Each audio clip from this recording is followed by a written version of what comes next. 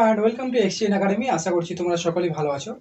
আমাদের যে simple harmonic motion এবং যেটা অসিলেশন ওয়েভস চলছিল, সেটাতে আমাদের কয়েকটা ক্লাস অর্থাৎ দুটো ক্লাস করেছি, ঠিক, এবং আমাদের অনেকটা চ্যাপ্টার, আমাদের অনেকটা টপিক আমরা ক্লিয়ার করেছি, কমপ্লিট করেছি। এবং যে ক্লাসগুলো হচ্ছে সেগুলো একেবারে তোমাদের যে মানে অফিসিয়াল যে নোটিফিকেশন সেটার হিসাবে, যে তোমাদের সিলেবাসটা রয়েছে সেটার হিসাবে করিয়ে দিচ্ছি, ঠিক। আজকে আগের দিন ক্লাসে তোমাদেরকে বলছিলাম যতদিন হয়েছে তারপর থেকে আমি ক্লাসটা করবো, ঠিক।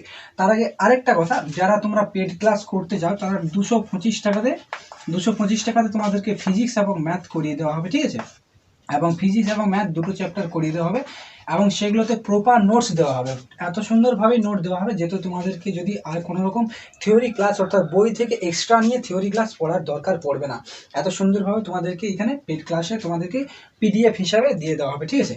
যারা যারা করতে চাও নিশ্চয়ই আমাকে Telegram channel @exchange academy Telegram চ্যানেলে আমাকে জানিও, ঠিক আছে। ক্লাস হয়েছে আমাদের অসিলেশন এবং ওয়েভসে অর্থাৎ সিম্পল হারমোনিক মোশনে। সিম্পল হারমোনিক মোশনটা কার ভাগ? অসিলেশনের ভাগ। এবং অসিলেশনটা কার ভাগ? পিরিয়ডিক মোশনের ভাগ। সব কিছু তোমাদেরকে ক্লাসে করিয়েছি। ফ্রিকোয়েন্সি, টাইম পিরিয়ড, তারপর তোমার অ্যাঙ্গুলার ভেলোসিটি, সব ধরনের জিনিস যেসব আছে সবগুলো পড়িয়েছি, ঠিক। আজকে তোমাদেরকে যতটুকু হয়েছে অর্থাৎ এপক, তারপর থেকেই করাবো। আগের দিন আমরা এখানে এসে শেষ করছি এপক, এবং এপক সমান তোমাদেরকে বলেছিলাম দশা, বা এটাকে বলেছিলাম তোমাদেরকে, আমি বলেছিলাম যে ফেজ অ্যাঙ্গেল, তাই তো। ফেজ অ্যাঙ্গেল হিসাবে বলেছিলাম, ফেজ অ্যাঙ্গেল বলেছিলাম। এই যে এপকটাকে বলেছিলাম ফেজ অ্যাঙ্গেল বা দশা এই হিসাবে তোমাদেরকে বলেছিলাম। বা এটা দশা নয়, এটাকে বলা হয় দশা ধ্রুবক। সরি, এটাকে দশা বলা হয় না, এটাকে বলা হয় দশা ধ্রুবক বা ফেজ অ্যাঙ্গেল, ঠিক। দেখো, যখন আমি তোমাদেরকে পড়াচ্ছিলাম একটা বস্তুর যে সরণ, কোনো একটা সিম্পল হারমোনিক মোশনের মধ্যে যে কোনো একটা বস্তুর সরণকে আমরা রিপ্রেজেন্ট করতে পারি এক্স সমান এ sine omega t plus minus theta, এভাবে আমরা করতে পারি, রিপ্রেজেন্ট করতে পারি।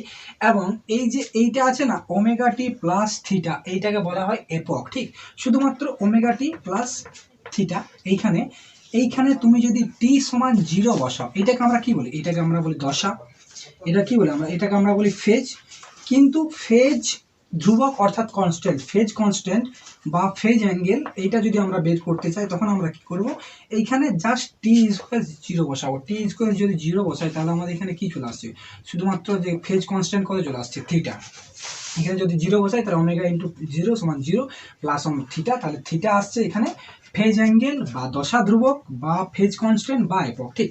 এরপর এখানে ধরো কালকে তোমাদেরকে যে বলছিলাম আমি একটা সিম্পল হারমোনিক মোশন সময়, সিম্পল হারমোনিক মোশনে কি বলছিলাম যে কোনো একটা বস্তু যদি তার দোলনটা শুরু করে মিডিল পয়েন্ট থেকে, কোনো একটা মিডিল পয়েন্ট থেকে যদি দোলনটা শুরু করে তখন তার কি হয়? এক্স সমান এ সাইন ওমেগা টি। এবং যদি একটা নির্দিষ্ট পয়েন্ট থেকে সাইড থেকে একটা যদি শুরু করে তখন হয় এ কস ওমেগা টি। অর্থাৎ যদি একটা প্রান্ত বিন্দু থেকে শুরু করে তখন সেটাতে কস ফ্যাক্টর হয়, এবং যদি মিডল পয়েন্ট থেকে শুরু করে তখন সেটাতে সাইন ফ্যাক্টর হয়। এবং এখানে তোমাদেরকে highest velocity, lowest velocity, highest acceleration, lowest acceleration, সেসব ব্যাপার বলেছিলাম।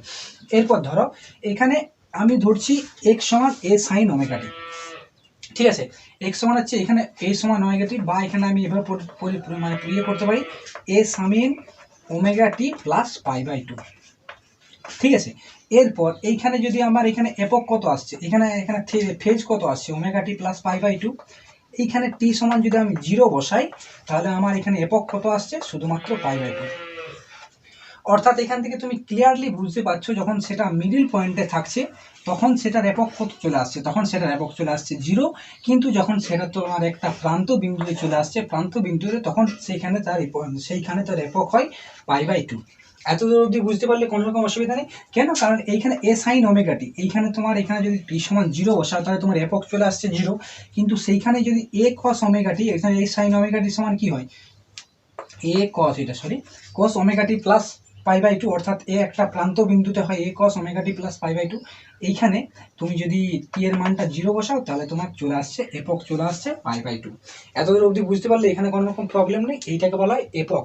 এই ফেজটাতে তুমি যদি সেখানে বসাও থিটা টি সমান 0 বসাও তাহলে তুমি এপকের মান। এরপর আমরা সিম্পল হারমোনিক মোশনের SHM যে আছে তার কয়েকটা ক্যারেক্টারিস্টিক বা তার কয়েকটা বৈশিষ্ট্য দেখব, ঠিক আছে। এই কয়েকটা বৈশিষ্ট্য দেখব এবং এই বৈশিষ্ট্য দেখার পর আমরা কয়েকটা নিউমেরিক্যাল ম্যাথ করব, নিউমেরিক্যাল প্রবলেম সলভ করব, এবং তারপর নেক্সট ডের ক্লাসে, সোমবারের ক্লাসে আমরা কি দেখবো, সেটাতে তোমাদের যে এনার্জি হয় এসএইচএম এর ক্ষেত্রে, যে এনার্জি হয় হাইস্ট মানে এনার্জি, যেটা পটেনশিয়াল এনার্জি, কাইনেটিক এনার্জি, যেভাবে এনার্জিগুলো বের করতে হয় সেইগুলো আমি তোমাদেরকে করিয়ে দেবো। আজকে কয়েকটা নিউমেরিক্যাল করিয়ে দিয়েছি।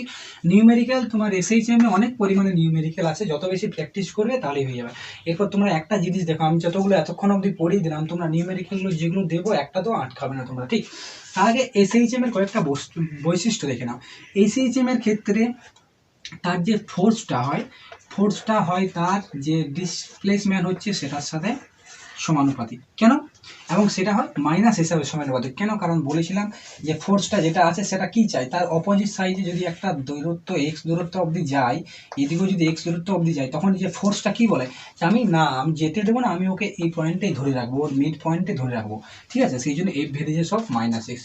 এবং এর সাথে সাথে তোমার যে এক্সিলারেশন, যার যে তোমার ত্বরণটা হয়, সেটাও কিন্তু ডিস্টেন্সের সাথে এভাবেই তোমার সমান্তরালভাবে মানে সমানুপাতিক হয়, ঠিক আছে। ডিস্টেন্সটা ওই অ্যাক্সিলারেশনটা তার সাথে সমানুপাতিক হয়, ঠিক। এরপর তোমার এসএইচএম যে ক্যারেক্টারিস্টিক আছে, 2, 3, 4, 5টা যে বৈশিষ্ট্য আছে, সেই বৈশিষ্ট্যগুলো তোমরা কয়েকটা পড়ে নেবে, তাহলে তোমাদের এখানে বুঝতে পারবে। যতটুকু বোঝানোর দরকার ততটুকু বলে দিলাম, যে তোমাদের যে ফোর্সটা হয় সেটা তোমার হয় এক্সেলারেশন, এই যে ডিস্টেন্সটা যত দূর যাচ্ছে সেটার সাথে সমানুপাতিক, এবং যে তার এক্সেলারেশনটা হয় সেটাও তার এক্সের সাথে সমানুপাতিক হয়, ঠিক। নেক্সট বৈশিষ্ট্য কি বলছে? নেক্সট বৈশিষ্ট্য বলছে যে পর্যায়কাল, এর যে পর্যায়কাল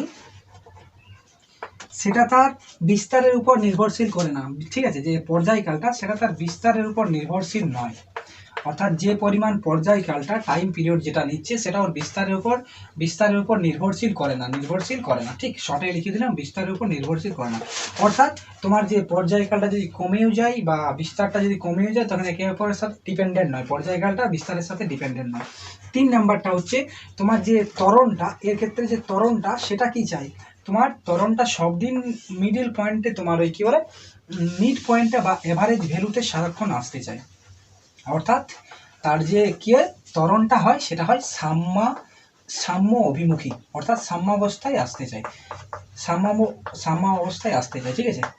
এই ক্যারেক্টারিস্টিক্সটা আমরা কেমিস্ট্রির ক্ষেত্রেও পড়েছি, এলিমেন্টের ক্ষেত্রে, যে তার সাম্য অবস্থায় আসতে চায়, অর্থাৎ তার লাস্ট কক্ষপথে মানে 8টা রাখতে চাই, মানে ইলেকট্রন রাখতে চাই, ঠিক আছে। তা সেই যাই হোক, ফিজিক্সে এখানে কি বলছে, ত্বরণটা যেটা আছে সেটা সে সাম্য অভিমুখে আসতে চায়, অর্থাৎ এই পয়েন্টে আসতে চায়। সেই জন্য একটা ত্বরণকে যদি তুমি দুলিয়ে ছেড়ে দেওয়া হয়, একটা নির্দিষ্ট টাইম পর কি আছে, সে স্থির হয়ে যায়, তাই তো। সারাক্ষণ তো দুলতে থাকে না, কিছুক্ষণ একটা নির্দিষ্ট টাইম সেখানে হয়ে যায়, ঠিক। আর আরেকটা জিনিস খুব ইম্পর্ট্যান্ট মনে রাখবে, সমস্ত তোমার যে এসএইচএম, যত সিম্পল হারমোনিক মোশন, সমস্ত হারমোনিক মোশনেই কিন্তু তোমার একটা পর্যাবৃত্ত গতি, সমস্ত হারমোনিক মোশনে কিন্তু তোমার পর্যাবৃত্ত গতি, কিন্তু সমস্ত পর্যাবৃত্ত গতি তোমার সমস্ত এসএইচএম নয়, সমস্ত পর্যাবৃত্ত গতি যেটা সেটা এসএইচএম নয়। কেন? কারণ এসএইচএম হওয়ার জন্য তোমাদেরকে আমি বলেছিলাম, একটা সিম্পল হারমোনিক মোশন হওয়ার জন্য কি কি বৈশিষ্ট্য আছে, তার যে ফোর্সটা হতে হয় তোমার -kx, এইটা হতে হয়, এবং আমার এক্সিলারেশনটা হয় এক্স এর সাথে এইটা হয়, এই মাত্র যেটা বললাম, যেটা এফ ভেরিজেস অফ -x বললাম, এই বৈশিষ্ট্যটা তোমার সিম্পল হারমোনিক মোশনের ক্ষেত্রে থাকতেই হবে। এবং আরেকটা জিনিস হচ্ছে এসএইচএমটা যেটা, সেটা তোমার অসিলেশনের একটা ভাগ, এবং অসিলেশনের ক্ষেত্রে কি বলেছিলাম, যে একটা মিডিল পয়েন্ট থেকে এদিক ওদিক যাওয়া আসা করে। এইভাবে যদি একটা স্প্রিংয়ের সাহায্যে একটা ওয়েটকে এইভাবে রাখা থাকে, তাহলে এদিক ওদিক অর্থাৎ এইভাবে হতে থাকে, এইদিকে একবার এইদিকে যেতে থাকে, একবার এইদিকে যেতে থাকে, ঠিক। অর্থাৎ মিডিল পয়েন্ট থাকে। সেরকমই পর্যাবৃত্ত গতি তোমাদেরকে যখন আমি পড়াচ্ছিলাম, এই যে পৃথিবী যখন ঘুরছে, পৃথিবী সূর্যের চারদিকে যখন ঘুরছে, তখন কি তার কোনো রকম মিডিল পয়েন্ট আছে? সেরকম তার কোনো রকম মিডিল পয়েন্ট নেই, কিন্তু এটা তো একটা পর্যাবৃত্ত গতি, এটাকে তো আমি তো একটা পর্যাবৃত্ত গতি বলতে পারি। একই কোনো একটা নির্দিষ্ট পয়েন্টের এদিক ওদিক ঘুরছে না, কিন্তু একটা পর্যাবৃত্ত গতি। তাহলে এই পর্যাবৃত্ত গতিটাকে কি আমি সিম্পল হারমোনিক মোশন বলতে পারবো? সিম্পল হারমোনিক মোশন বলতে পারবো না। সেই কারণেই বললাম যে সমস্ত সিম্পল হারমোনিক মোশন পর্যাবৃত্ত গতি। এরপর তুমি এইটা একটা সিম্পল হারমোনিক মোশন, এটাকে তুমি পর্যাবৃত্ত গতি বলতে পারবে। কেন? কারণ একটা নির্দিষ্ট টাইমের পর তার গতিটাকে আবার সে ঘুরিয়ে আনতে থাকে, আবার সেই জিনিসটাকেই করতে থাকে, সেটাকেই তো পিরিয়ডিক মোশন বলে। পর্যাবৃত্ত গতি মানে পিরিয়ডিক মোশন। কোনো একটা বস্তু যদি একটা কাজকে কিছু একটা সময়ের পর আবার যদি সেই কাজটাই করতে থাকে, তখন সেটাকে পর্যাবৃত্ত গতি বলে। তাহলে এখান থেকে আমরা বুঝছি যে এসএইচএমটা যেটা হয়, সমস্ত এসএইচএম পর্যাবৃত্ত গতির মধ্যে পড়ছে। এটা পর্যাবৃত্ত গতি, কিন্তু সমস্ত পর্যাবৃত্ত গতি এসএইচএম নয়। পৃথিবী সূর্যের চারদিকে ঘুরছে, সেটা তো সিম্পল হারমোনিক মোশন না, ঠিক আছে। তুমি যখন একটা বস্তুকে নিয়ে এভাবে একটা বস্তুকে নিয়ে যখন ঘোরাচ্ছিলে, হাত দিয়ে যখন দড়ি নিয়ে এভাবে ঘোরাচ্ছিলে, তখন কি সেটা কি তোমার পর্যাবৃত্ত মানে এসএইচএম এর মধ্যে পড়ছে? এসএইচএম এর মধ্যে পড়ছে না, সিম্পল হারমোনিক মোশনে পড়ছে না, কিন্তু এটা একটা পর্যাবৃত্ত গতি, তাই তো। দেখো এই কোশ্চেনটাতে কি বলছে, একটা সরল দৈর্ঘ্যতির নির্দিষ্ট একটা কোণা, একটা বিন্দু, তোমাদের তো বলেছিলাম আলাদা আলাদা পয়েন্টে আলাদা আলাদা বিন্দু হয়, ঠিক আছে, এবং তাদের ক্ষেত্রে কোনটা সমদশা থাকে, কোনটা সমাদশা মানে সমান দশার মধ্যে থাকে, সেটা বলেছিলাম। 360 ডিফারেন্সে সমান দশার মধ্যে থাকে, এবং 180 ডিফারেন্সে সেটা সমাদশা তাতে থাকে, কিন্তু তার সাইনটা হয় আলাদা। আগের দিন ক্লাসে সবগুলো করে দিয়েছিলাম, দেখে নেবে, ঠিক। এরপর দেখো, এটা তো বলছে দোলনকাল দিয়েছে 10 সেকেন্ড, যেটা দিয়েছে t সমান 10 সেকেন্ড, ঠিক আছে, কোনো প্রবলেম নেই। নেক্সট বলছে বিস্তার অর্থাৎ অ্যামপ্লিটিউড দিয়েছে 12 সেন্টিমিটার, ঠিক। এরপর বলছে সাম্যাবস্থান থেকে 4 সেন্টিমিটার দূরে গেলে গতি কত? সাম্যাবস্থান থেকে 4 সেন্টিমিটার দূরে গেলে ওর গতি কত? সাম্যাবস্থান অর্থাৎ ওর যে মিডিল পয়েন্ট, একটা সিম্পল হারমোনিক মোশনে তোমাদের বলেছিলাম যে আইডিয়াল এক্সাম্পল হল এইটা, একটা যখন এইভাবে থাকে তখন এইটাকে বলা হয় আইডিয়াল এক্সাম্পল। এই ক্ষেত্রে এইভাবে কি আসে, এইদিকে একটা আসে, যখন সংকুচিত হয় তখন এইদিকে আসে, এবং যখন প্রসারিত হয় তখন এইদিকে যায়, এবং এই পয়েন্টটাকে বলা হয় ওর সাম্যাবস্থা। অর্থাৎ সাম্যাবস্থা থেকে ও কত যাচ্ছে? 4 সেন্টিমিটার। 4 সেন্টিমিটার যখন যাচ্ছে তখন ওর গতি কত? তুমি এইটাকে এইভাবেও ধরতে পারো যে এই পয়েন্টটা ছিল এইখানে, এইটা হলো তোমার 4 সেন্টিমিটার, এবং এইটা তোমার এ, যেটাকে বলা হয় অ্যামপ্লিটিউড। এইটা অ্যামপ্লিটিউড, কিন্তু এইটা 4 সেন্টিমিটার, আর 4 সেন্টিমিটার যখন গেছে তোর, তখন ওর গতি কত, ঠিক আছে। তাহলে দেখো টি সমান এত, এ সমান এত। এরপর দেখো ওই বস্তুটার গতি সমান কি হয়? ভি সমান কি হয়? Omega into √(a² - x²). এইটা কালকে তোমাদেরকে আমি পড়াচ্ছিলাম কোনো একটা বস্তুর যখন গতি বের করছিলাম তখন, এবং যখন বলেছিলাম যে এর হাইয়েস্ট গতি কত হয়, ভি সমান ওমেগা এ হয়, ভি সমান হয় ওমেগা এ, এটা হয় ওর হাইয়েস্ট গতি, যেটা হয় ওটা ওর মিডিল পয়েন্টে এসে, এবং ভি সমান হয় কনস্ট্যান্ট, ভি সমান হয় 0, যেটা হয় লোয়েস্ট মান, সেটা আসে নির্দিষ্ট একটা প্রান্ত বিন্দুতে এসে ওর ভেলোসিটিটা 0 হয়ে যায়, ঠিক। তাহলে দেখো এই ক্ষেত্রে বলছে ওর 4 সেকেন্ড দূরত্বে গতিগত, তাহলে x সমান কত? 4। আমি এখানে ওমেগা দিলাম ইন্টু √(a) সমান কত? a সমান 12, 12 12 মানে 144, মাইনাস x সমান কত? 4 সেন্টিমিটার যাচ্ছে, অর্থাৎ 4 4 16, ঠিক আছে, কোনো অসুবিধা নেই। এই সময় দিয়েছে 12, 12 করে 144, মাইনাস x², অর্থাৎ 4 4 16, কিন্তু আমাকে একটা ওমেগাটা বের করতে হবে। তাহলে ওমেগা সমান কি জানি? ওমেগা সমান হয় 2π/t। কেন? কারণ ওমেগা হয় 2πn, তাহলে ওমেগা সমান হয় 2π/t, অর্থাৎ 2π/t সমান কত আছে? t সমান 10, ঠিক আছে, 2π/10 এটা আসছে ওমেগা, ঠিক আছে। এইখানে যদি আমি করি তাহলে আমার আসছে 2π/10 ইন্টু √6 আছে কতই 14, 8 14, হাত থাকলো 1, 1 1 2, 12, 128, ঠিক আছে।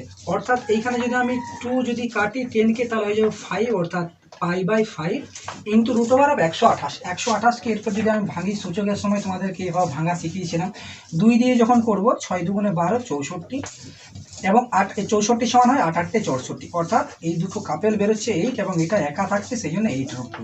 তাহলে এখানে যদি আমি 8√2 হবে, অর্থাৎ আমার অ্যান্সার আসছে 8√2 ইন্টু π/5।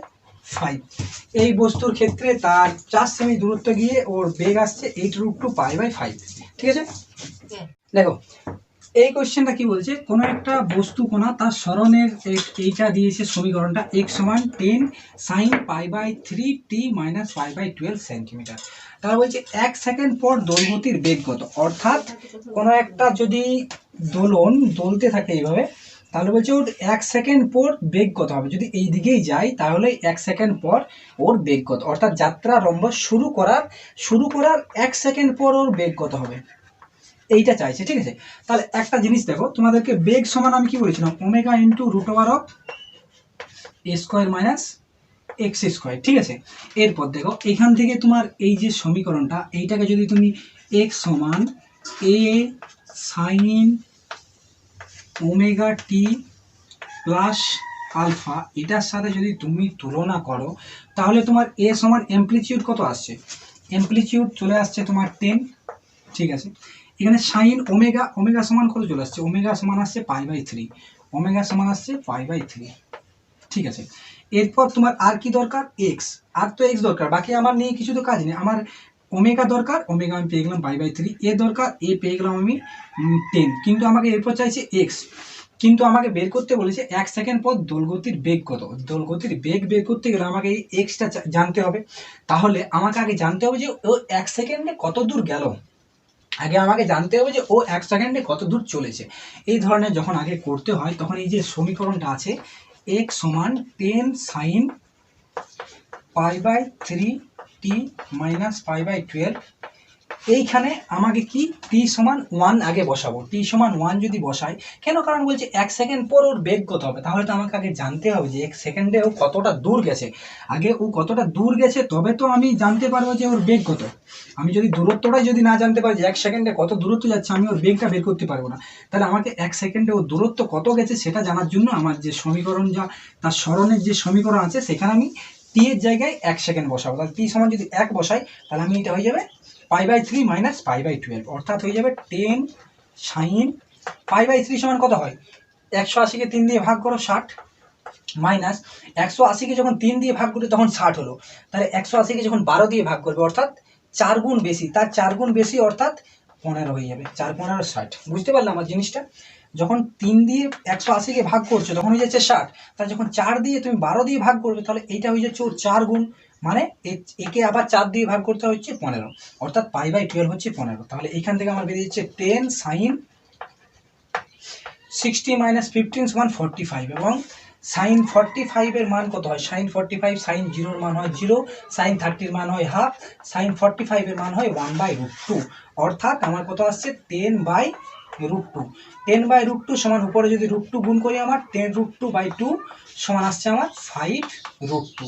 তাহলে আমার এইখান থেকে বলতে পারি আমি 1 সেকেন্ডে ও কতটা দূরত্ব গেছে, 5√2 গেছে। এরপর এখানে যদি আমি মানটা বসাই তাহলে আমার ভি সমান কত আসবে, ওমেগা সমান কত π/3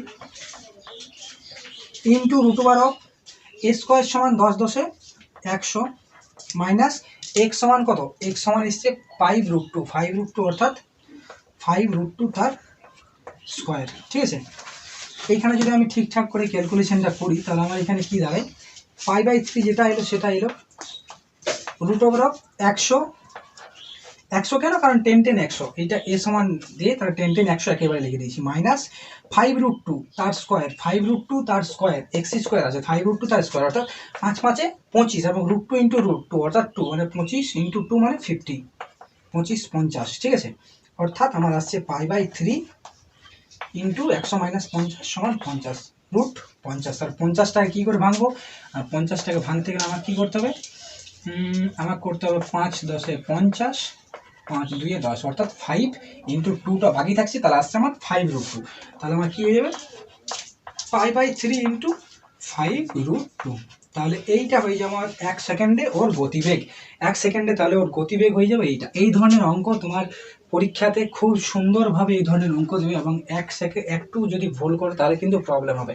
তোমাকে এখানে কি বলেছি, 1 সেকেন্ড পর দোলগতির বেগ কত, দোলগতির বেগের সমীকরণ তোমরা জানো, এটা তোমাদেরকে খুব সুন্দরভাবে, এটা কীভাবে এসছে কালকে তোমাদেরকে ক্লাসে খুব সুন্দরভাবে বুঝিয়েছি, এত সুন্দরভাবে বুঝিয়েছি যে সিম্পল হারমোনিক মোশন তোমাদের একেবারে সিম্পলই লাগবে। যারা বলে যে সিম্পল হারমোনিক মোশন কমপ্লেক্স, মোটেও না, সিম্পল হারমোনিক মোশন সিম্পল, সেই জন্যই ওর নাম সিম্পল। তাহলে ভি সমান এটা দেখিয়ে দিয়েছি, এবং এইখানে তোমার অ্যামপ্লিটিউড দিয়ে দিয়েছে, ওমেগা দিয়ে দিয়েছে, তাহলে আমাকে এক্সটা জানতে হতো। এক্সটা জানার জন্য আমি টি সমান 1 সেকেন্ডে কতটা দূরত্ব গেল সেটা দেখলাম, 1 সেকেন্ডে কতটা দূরত্ব গেছে আমাকে বেগ বের করতে হবে, অর্থাৎ ওই 1 সেকেন্ড বেগ বের করতে বলেছে, তাহলে 1 সেকেন্ডে কত দূর গেছে সেটাই তো আমাকে বেগ বের করতে হবে।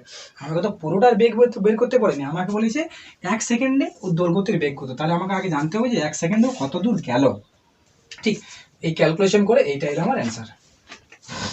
দেখো এই কোয়েশ্চেনটাতে কি বলছে, একটা বস্তু কোণার তোমার সরণের ইকুয়েশন দিয়ে দিয়েছে 15 sin 15t মাইনাস π/6, এখানে বলছে বেগের রাশিমালা কত এবং সর্বোচ্চ ত্বরণ কত। তা তোমরা সকলেই জানো যখন আমার ডিসপ্লেসমেন্ট বা ডিস্টেন্স দেওয়া থাকে সেটার ক্ষেত্রে আমাকে বেগ যদি বের করতে বলে তাহলে আমাকে সেটাকে টি দিয়ে ডেরিভেটিভ করতে হয়, অর্থাৎ dx/dt করতে হয়, এইটা কি চলে আসে ভি। সকলেই জানো, এটাতে কোনো বোঝার প্রবলেম নেই। কেন? কারণ এক্সকে যখন তুমি টি দিয়ে ডেরিভেটিভ করবে তখন ভি সমান হয়ে যাবে ডিএক্স বাই ডিটি, এটা হয়ে যাবে বেগ। তাহলে টি এর সাপেক্ষে এটা যদি করো তাহলে যেমন এলো সেরকমই এলো, 15 sign 15t minus pi by 6, ঠিক সরি 15 সাইন কেন আসবে, 15টা কনস্ট্যান্ট সংখ্যা বাইরে চলে এলো, দেখো বুঝিয়ে দিচ্ছি, 15 কনস্ট্যান্ট সংখ্যা বাইরে চলে এলো, ঠিক আছে। সাইন থিটা অর্থাৎ cos 15t minus pi by 6 ddx of sine theta মানে কস থিটা। এবং এইটার আরেকবার যখন ডেরিভেটিভ করবে, কেন? কারণ ডি ডিটি অফ টি যতক্ষণ না করছো ততক্ষণ অবধি ডেরিভেটিভ করেই যেতে হবে। এটা কার সাথে সমান, DX by DDX of X, অর্থাৎ যতক্ষণ না এক্স এর সাপেক্ষে ডেরিভেটিভ হচ্ছে, এবং এই ক্ষেত্রে যতক্ষণ না টি এর সাপেক্ষে ডেরিভেটিভ হচ্ছে ততক্ষণ করেই যেতে হবে। তাহলে এইখানে যদি করো, তাহলে এইটার আবার যদি ডেরিভেটিভ করো তাহলে 15t কনস্ট্যান্ট সংখ্যা, এটা তো 0 হয়ে যাবে। তাহলে আমি আরেকবার দেখিয়ে দিচ্ছি, তাহলে D DT of 15t minus pi by 6, অর্থাৎ এখান থেকে আসছে আমার 15 cos 15t minus pi by 6 into DDT of 15t অর্থাৎ 15 into DDT of pi by 6 অর্থাৎ 0। তাহলে 15 ইন্টু 15 অর্থাৎ 225 cos 15t minus pi by 6। এইটা এলো আমার বেগের রাশিমালা, এই বস্তু কোণার বেগের রাশিমালা এলো এইটা। এরপর আমাকে বের করতে বলেছে ও সর্বোচ্চ ত্বরণ। সর্বোচ্চ ত্বরণ তোমাদেরকে একেবারে জল গুলা করে হরলিক্সের মতো গুলিয়ে গুলিয়ে খাইয়ে দিয়েছিলাম যে সর্বোচ্চ ত্বরণ হয় ওমেগা স্কোয়ারে, কোনো একটা বস্তু ত্বরণ হয় ওমেগা স্কোয়ারে, ঠিক আছে, অর্থাৎ ওমেগা স্কোয়ারে। এইখানে যদি আমি ওমেগা মান কত 15 এ, এখানে সরি এ সাইন ওমেগা টি, ঠিক তো, এ সাইন ওমেগা টি, তাহলে ওমেগা মান কত 15 স্কোয়ার ইন্টু এ অর্থাৎ অ্যামপ্লিটিউড কত এ অর্থাৎ 15 কিউব আসছে এটার অ্যান্সার। এর হচ্ছে তোমার যে ত্বরণটা হাইয়েস্ট ত্বরণ আসছে 15 কিউ, এইটা আসছে এর অ্যান্সার। বুঝতে কোনো রকম অসুবিধা নেই। আমাকে দিয়েছে ডিস্টেন্সের একটা ইকুয়েশন, সেটা থেকে বেগের রাশিমালা বের করতে বলছি। বেগের রাশিমালা বের করতে গেলে সেটাকে টি এর সাপেক্ষে ডেরিভেটিভ করতে হয়, অর্থাৎ ডিএক্স বাই ডিটি করলে আমার আসছে এইটা বেগের সমীকরণ চলে এলো। এরপর আমাকে বলছে সর্বোচ্চ ত্বরণ হয় ওমেগা স্কোয়ারে সমান 15 স্কোয়ার ইন্টু 15, তাহলে 15 কিউ। দেখো এই কোয়েশ্চেনটা কি দিয়েছে, ওয়াই সমান দিয়েছে 2 সাইন 40 প্লাস পাই বাই 6।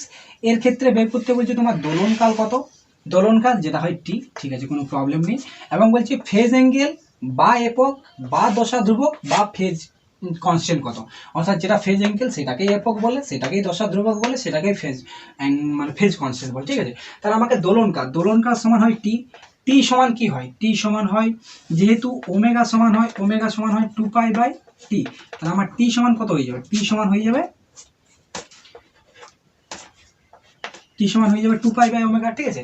তাহলে আমি এখান থেকে ওমেগা আমার কত বেরোবে, এইটা সমীকরণটাকে আমি যদি এইভাবে সমান করি, ওয়াই সমান এ sine omega t plus alpha, এটার সাথে যদি সমান করি তাহলে ওমেগা সমান কত বেরোচ্ছে 4, তাহলে 2 পাই বাই 4 অর্থাৎ পাই বাই 4, 2 পাই বাই 4 অর্থাৎ চলে আসছে এখানে তোমার পাই বাই 2, এটা চলে আসছে টি, ঠিক আছে। এবং পায়ের ভ্যালু কত হয়, পায়ের ভ্যালু হয় 3.14 অর্থাৎ 3.14কে এইটাকে যদি ভাগ করো তোমার সেখান থেকে চলে আসবে 1.757। কেন? কারণ পায়ের ভ্যালু হয় 3.14, তোমরা সকলেই জানো, ঠিক আছে। এরপর আমাকে এখান থেকে বের করতে বলছে ফেজ অ্যাঙ্গেল কত বা একক কত বা দশা ধ্রুবক কত বা ফেজ কনস্ট্যান্ট কত। একক সমান কি হয়, এইটাতে তোমার টি সমান 0 বসিয়ে যে ভ্যালুটা পাওয়া যায়, এইটাতে তোমার টি সমান 0 অর্থাৎ 4t প্লাস পাই বাই 6, এটাতে টি সমান 0 যদি বসাই সেই যে আমার মানটা পাওয়া যাবে সেটাকে একক বলে। তাহলে এইখানে যদি আমি টি সমান 0 বসাই তাহলে আমার কি চলে আসবে পাই বাই 6 অর্থাৎ 30 ডিগ্রি, এইটা চলে আসছে আমার একক বা ফেজ অ্যাঙ্গেল বা দশা ধ্রুবক বা ফেজ কনস্ট্যান্ট, ঠিক আছে, কোনো প্রবলেম নেই। সামান্য একটা জিনিস কি বলেছে, ওয়াই সমান 2 সাইন 40 প্লাস পাই বাই 6 দিয়েছে, এটা বলছে দোলনকাল সমান কি হয়, টি সমান হয় 2 পাই বাই ওমেগা, অর্থাৎ 2 পাই সমান 2 পাই বাই ওমেগা সমান এখানে 4, কেন এটার সাথে যখন আমি এটা তুলনা করছি আমার ওমেগা সমান 4 চলে আসছে। এরপর তাহলে এখানে আমাকে এরপর বলছে ফেজ অ্যাঙ্গেল একক দশা ধ্রুবক ফেজ কনস্ট্যান্ট, এবং পাই সমান হয় 3.14, কেন? কারণ পাই সমান 22/7 হয়, তোমরা সকলে জানো 22/7 সমান হয় 3.14। এবং টি সমান তোমাকে এখানে বের করে এপক বের করতে বলছে। এপক সমান কি হয়, এই যে থিটার ক্ষেত্রে থিটাতে টি সমান 0 বসিয়ে যে মানটা পাওয়া যায় সেটাকে বলা হয় এপক। তাই এখানে টি সমান 0 বসালে তোমার শুধুমাত্র আলফার মানটা অর্থাৎ π/6 এর মানটা পাওয়া যাচ্ছে, এই জন্য π/6 সমান 30।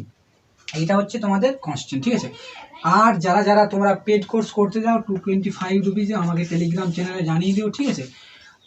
আর যে তোমাদেরকে পিডিএফ হ্যান্ড রিটেন পিডিএফ দেওয়া হবে সেগুলো পড়লে তোমাদেরকে মানে আলাদা করে তোমাদেরকে কোনো রকম থিওরি ক্লাস করতে হবে না। যারা যারা টেলিগ্রাম চ্যানেলে অ্যাড হওনি এখনই তোমরা এক্সিজেন্ট একাডেমি EXIGN এক্সিজেন্ট একাডেমি এই টেলিগ্রাম চ্যানেলে, ঠিক আছে, এই টেলিগ্রাম চ্যানেলে তোমরা অ্যাড হয়ে নিও। এক্সিজেন্ট একাডেমি সার্চ মারবে টেলিগ্রাম চ্যানেলে এক্সিজেন্ট একাডেমি, সেখানে সার্চ হয়ে যাবে অর্থাৎ এই চ্যানেলের নামে। আর ঠিক আছে, নেক্সট দিন ক্লাসে মিলবো, ঠিক আছে। ওকে, থ্যাংক ইউ।